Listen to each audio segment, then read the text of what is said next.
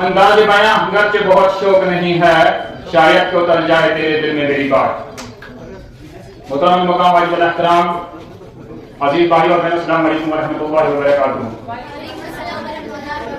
میں مختصر سے وقت میں آپ کے سامنے محبت رسول جیسے مقدس عنوان پر گفتگو کرنا چاہتا ہوں۔ مشکل تھے راستے آسان ہو گئے، دشمن یہ دیکھ کر حیران ہو گئے، رکھا میرے نبی نے دنیا میں جب قدم، پتھر بھی کلمہ پڑھ کے مسلمان ہو گئے۔ معزز سامعین کرام، اس دنیا میں ہزاروں لوگ ایسے گزرے ہیں جن کو تو نہ ہم نے دیکھا ہے، نہ ہی ہماری ان کے ساتھ کوئی رشتے داری ہے، اور نہ ہی ہمیں ان سے کوئی جانی یا مالی فائدہ حاصل ہو رہا ہے۔ اس کے باوجود بھی ہم ان سے محبت کرتے ہیں، ان سے عقیدت رکھتے ہیں اور ان کے تذکرے بھی کرتے ہیں۔ لیکن کیوں ہم ان سے محبت، ان سے عقیدت اور ان کے تذکرے ان کی خصوصیات اور کمالات کی وجہ سے کرتے ہیں؟ جیسے کہ ہم حاتم طائی سے محبت کرتے ہیں، ہم حاتم طائی سے محبت اس کی سخاوت کے بنا پر کرتے ہیں۔ ہم نوشیروان سے محبت کرتے ہیں تو اس کے عدل و انصاف کی وجہ سے اس سے محبت کرتے ہیں۔ ہم فردوسی اور سعدی کا نام لیتے ہیں تو ان کی علم و حکمت کی وجہ سے ان کا نام لیتے ہیں۔ ہم مصر کی کلیوپیٹرا کا نام لیتے ہیں تو اس کے حسن و جمال کی وجہ سے اس کا نام لیتے ہیں۔ لیکن کیوں اگر ہم ان لوگوں سے ان کی خصوصیات اور کمالات کی وجہ سے محبت کر سکتے ہیں تو ہمیں نبی پاک صلی اللہ علیہ وسلم کی ذات سے محبت کیوں نہ کرنی چاہیے جس میں یہ ساری خصوصیات پائی جاتی تھی؟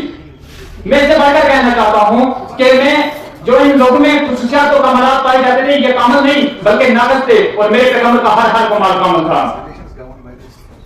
میں حاتم طائی کی سخاوت سے تو انکار نہیں کرتا، لیکن حاتم طائی کی سخاوت میرے حضور صلی اللہ علیہ وسلم کی سخاوت سے بڑا کیا نسبت رکھتی ہے کہ جس نے دوستوں کو فائدہ پہنچایا، جس نے دشمنوں کو بھی فائدہ پہنچایا، جس نے ظاہر کو بھی مالا مال کیا، جس نے باطن کو بھی مالا مال کیا، جس کے سخاوت کا سلسلہ اس کے جانے کے بعد بھی دنیا میں جاری ہے، وہ دنیا میں بھی نوازتا تھا اور آخرت میں بھی اپنی امت کو نوازے گا۔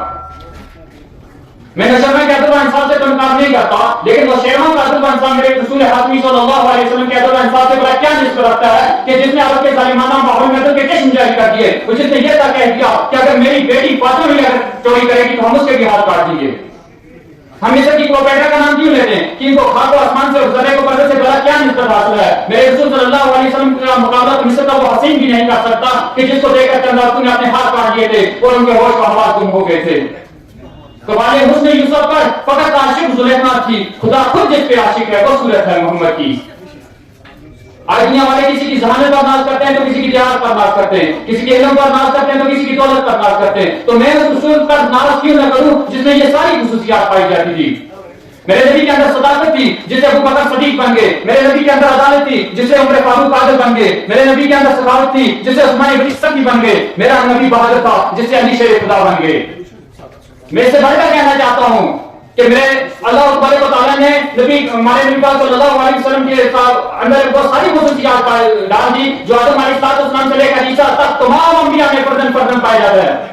میرے نبی کے اندر آدم کا روح تھا، نوح کی تبلیغ تھی، ابراہیم کا ہمیں توحید تھا، اسماعیل کا عیسیٰ تھا، موسیٰ کا جلال تھا، یوسف کا حسن تھا، یحییٰ کی پاکدامنی تھی۔ رب کائنات میرے نبی ہر کو کمال رکھ دیا۔ میں کہتا ہوں کہ جسے رسول صلی اللہ علیہ وسلم کی ذات سے محبت نہیں، جسے رسول صلی اللہ علیہ وسلم کی ذات سے محبت نہیں، ایسے دل والے میں دل نہیں بلکہ